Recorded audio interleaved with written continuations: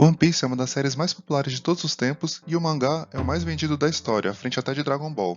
O mangá estreou em 1997 na revista semanal Shonen Jump e chegou recentemente ao seu capítulo 1000. Esses capítulos são organizados em volumes, os chamados Tankōbon, e já estão se aproximando do volume 100. Para se ter uma ideia do tamanho desse sucesso, as vendas desses quase 100 volumes do mangá de One Piece chegam perto do total de vendas das mais de 17 mil revistas que já lançaram do Batman, que existe desde 1939. Bom, sejam bem-vindos ao canal da Escola de Língua Japonesa de Vargem Bonita. Meu nome é Sander e agradeço desde já o apoio que temos recebido com as visualizações, inscrições do canal e mensagens. Muito obrigado! Hoje, em homenagem a essa marca dos 1000 capítulos de One Piece, vamos ver algumas curiosidades da língua e da cultura japonesa sobre a série. Então, vamos zarpar. Shupatsuda! Atenção! Esse vídeo pode conter pequenos spoilers sobre a história e os personagens de One Piece, hein? O autor Oda Eiichiro é conhecido por fazer muitas brincadeiras e trocadilhos com tudo. Os nomes dos personagens, dos lugares, das técnicas, até as datas de aniversário dos personagens, como o do Choppa na véspera de Natal e do Sop no dia da mentira.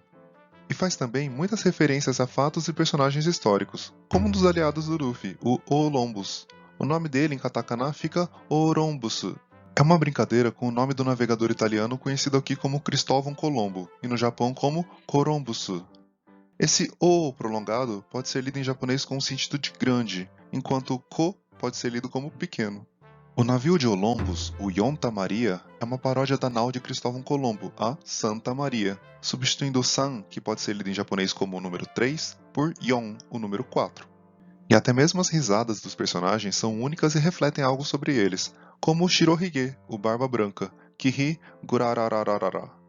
Gurá é o barulho de tremer, como em um terremoto, e tem a ver com o poder dele de criar vibrações. Mas agora, viram que o Shirohige, o Barba Branca, nem tem barba? Porque Hige pode significar tanto barba quanto bigode. Portanto, ele está mais para o bigode branco. Bom, acho que já deu para perceber que esse autor não perde nenhuma oportunidade para fazer essas brincadeiras, né? Poderíamos passar o dia falando disso aqui, mas separei algumas das minhas favoritas para analisarmos juntos. Vamos começar pelo personagem principal, Monkey D. Luffy. Como em japonês não há o som de L, a pronúncia em japonês fica Ruffy, mas o nome dele é Luffy mesmo. Ele é conhecido como Mugiwara no Luffy, por usar o seu característico chapéu de palha, que em japonês é um Mugiwara Boshi. Quando criança, Luffy comeu a Gomu Gomu no Mi e virou um homem borracha. Esse Mi é de fruta e Gomu é borracha em japonês e vem emprestado do holandês Gom.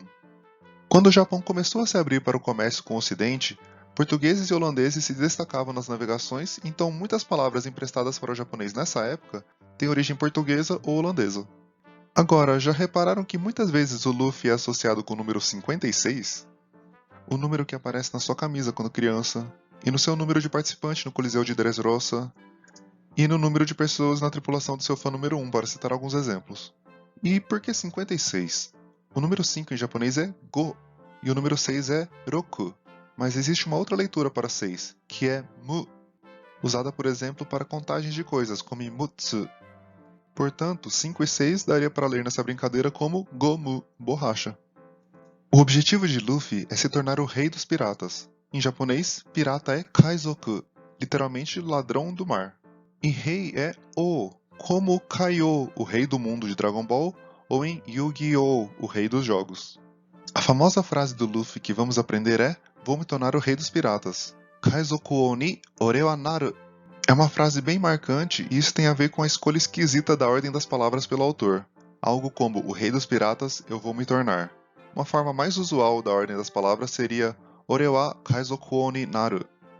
Ao longo de sua jornada, Luffy vai fazendo novos amigos e formando sua tripulação com seus nakama. Essa palavra nakama aparece bastante nos anime e significa companheiro. Um dos nakama de Luffy é o Usopp, ou na pronúncia em japonês, Usopp.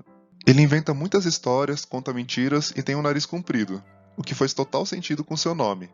Uso significa mentira, e Isopo é como é conhecido no Japão o escritor da Grécia Antiga Esopo. Esopo foi o autor das chamadas Fábulas de Esopo. Dentre elas estão algumas das fábulas mais conhecidas até hoje, como a lebre e a tartaruga, a cigarra e a formiga e o menino que gritava lobo. E uma parte interessante das histórias que o Usopp inventa é que eventualmente se tornam realidade. Quando o Luffy conhece o Usopp, ele era acompanhado por 3 meninos, que diziam ser os piratas de Usopp. Os nomes desses 3 meninos são Tamanegi, Ninjin e Piman. Literalmente, cebola, cenoura e pimentão em japonês. Piman, pimentão, é uma palavra emprestada do francês para o japonês. E dá pra perceber que os penteados deles têm tudo a ver com os vegetais dos quais recebem os nomes, né? Depois, Usopp assume a identidade do herói Sogeking, Sogeking. E o nome dele vem de Sogeki, que significa atirar, e de King, rei. Outro Nakama de Luffy tem, na minha opinião, alguns dos melhores nomes de ataques em One Piece. É o Zoro. Com a sua técnica Santoryu, o estilo de 3 espadas, seu ataque assinatura é o Onigiri, o corte de Oni, de ogros, que acaba sendo um trocadilho com onigiri, o bolinho de arroz, que me faz lembrar também da cena de quando conhecemos o Zoro, que ele está preso pela marinha e uma garotinha vai até ele para oferecer onigiri. Os ataques dele costumam ter a ver com comida, especialmente com nomes de sushi e referências ao budismo também, como o Nigiri Toro Salmon. Nigiri do ataque é de 2 cortes, Toro é de subir uma torre e Salmon é uma ondulação, como as desenhadas no jardim de areia. Nigiri sushi é esse tipo de sushi que é o arroz com algo colocado em cima. Toro só parecido com toro, barriga de atum. E salmon só parecido com salmon, que vem de salmon, salmão. 2 tipos de nigiri sushi bem conhecidos. Chegando até o meu nome favorito, uma versão mais forte do onigiri, o Enbima Yonezu Onigiri, que significa algo como corte de Oni das noites sem dormir do demônio encantador. E é um trocadilho com Ebi Mayonezu Onigiri, onigiri com camarão e maionese, um sabor de onigiri recheado comum de se encontrar, por exemplo, em lojas de conveniência do Japão. E o nome do ataque também acaba sendo um trocadilho com Yonezu ou Komezu, o vinagre de arroz, utilizado para temperar o arroz de sushi. Algo sempre presente desde o começo de One Piece são os Denden Mushi, caracóis que funcionam como telefones. Caracol é Katatsumuri, ou também pode ser chamado de Denden Mushi, exatamente como o nome dessas criaturas de One Piece. Exceto que em One Piece o nome deles é escrito com esses kanji.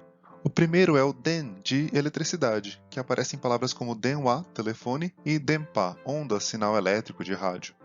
O segundo kanji é o de transmissão, e aparece em palavras como densetsu, lenda, e dento, tradição, ou seja, coisas que são passadas, transmitidas em uma cultura.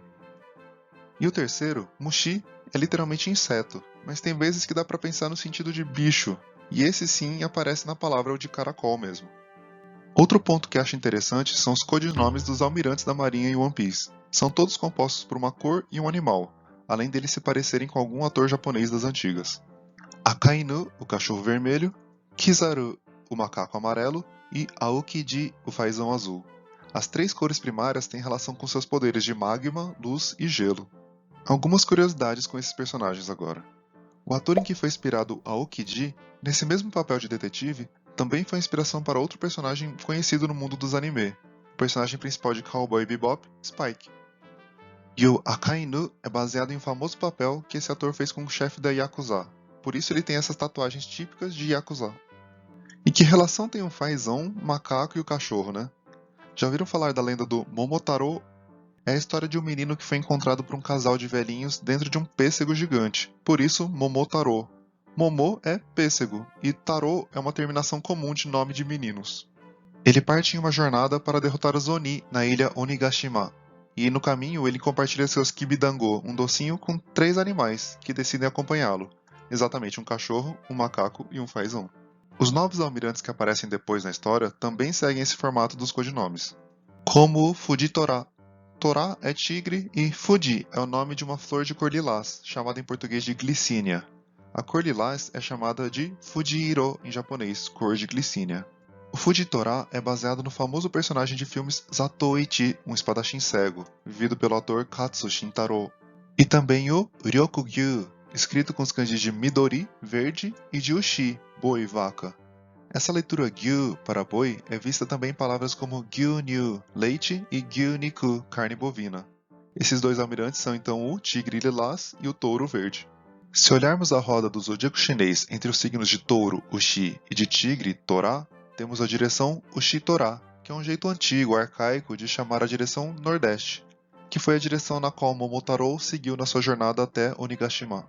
Essa relação dos Oni com a direção do touro e do tigre é refletida inclusive na forma como geralmente os Oni são representados, com chifres e vestindo pele de tigre. Os outros candidatos a almirante também seguem a mesma lógica, como o Chaton, escrito com os kanjis de chá, e de Butá, porco. Essa leitura ton, de porco, pode ser vista por exemplo no porco empanado, o tonkatsu. A cor marrom é chamada em japonês de chairo, cor de chá. É o porco marrom. E a Momo Usagi, em que Usagi é coelho, e Momo nós vimos agora há pouco que é pêssego. A cor rosa em japonês pode ser chamada de Momoiro, cor de pêssego, na verdade se referindo à cor da flor dos pessegueiros. Vamos agora para um dos vilões preferidos de muita gente, o Enel, ou na pronúncia em japonês, Eneru. Ele comeu a Gorogoro no Mi. Gorogoro é o som do trovão, e trovão por sua vez é Kaminari. E ele até usa um anel de tambores nas costas como um Raijin, o deus do trovão do folclore japonês. E ele próprio se vê como um deus invencível e governa a Skypiea como um tirano. Seu navio inclusive tem esse kanji de deus, Kami, pintado bem grande nele. Agora, essa história toda é baseada em um trocadilho que o Enel faz. Lembram do verbo tornar-se de que falamos na frase do Luffy, Naru? O Enel fala, Orega Kaminari, eu me tornei um deus. E às vezes ele também fala, Orewa Kaminari-da, eu sou trovão. E o trocadilho não para por aí. Naru também pode ser o verbo ressoar, fazer um estrondo, como por exemplo, tocar um sino. E é até daí que vem a origem da palavra para trovão, Kaminari. Viria de algo como o rugido dos deuses. E o Enel é destronado da sua posição de auto-intitulado deus de Skypiea quando Luffy o derrota acertando em um enorme sino e ainda quebrando seu navio onde está escrito Deus no caminho. Ou seja, ele usa o dito deus Enel, o Kami, para tocar o sino, Naru, completando o trocadilho todo. E para fechar essa homenagem aos 1000 capítulos de One Piece, vamos voltar ao começo de tudo. Antes de se chamar One Piece e de virar uma série, foram lançados alguns protótipos que se chamavam Romance Dawn, o amanhecer, o despertar do romance. Esse também é o título do primeiro capítulo e do primeiro volume de One Piece, e que é escrito em forma de katakana como Romansu Dawn. Acho interessante o uso dessa palavra, Dawn, que indica o início de algo, e ela estaria em evidência no título e na história, como o despertar da era dos piratas que o antigo rei dos piratas começou e a nova era que o Luffy pode trazer ao mundo.